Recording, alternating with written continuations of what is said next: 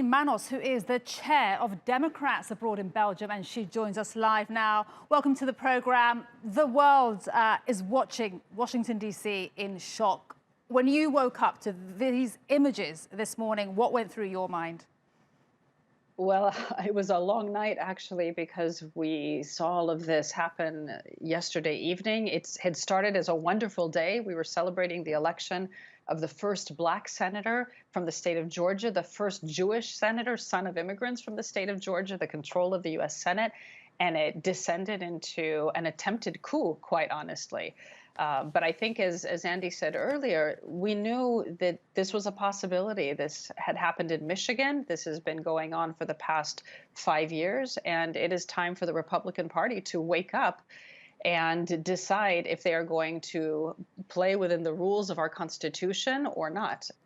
And on that, I've just heard in the last hour, Democrats on the U.S. House Judiciary Committee urging the vice president to use the 25th Amendment to remove President Trump. What do you make of that?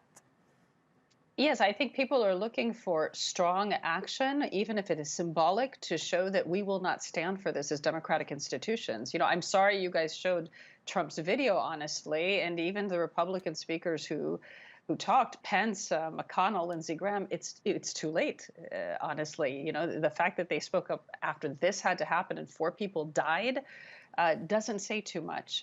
So I think we would like to see people prosecuted within the full extent of the law. This was a terrorist attack. This was inciting violence, which is a felony, and all of them, including the president who was inciting that violence, should be held accountable. And just on that, we've heard condemnation from various world leaders, and from the UK in the last half hour, the Interior Minister, Patel, said that Trump's comments directly led to the violence, and he has failed to condemn the violence, and that is wrong. So, you know, how is this being seen from the rest of the world? Well, I think the rest of the world is shocked, perhaps because they were not as aware of how deep-seated this racist violence is. And it is racist violence. We have not seen anything remotely similar in terms of how they were handled by the police when Black Lives Matter protests happened. They were woefully unprepared.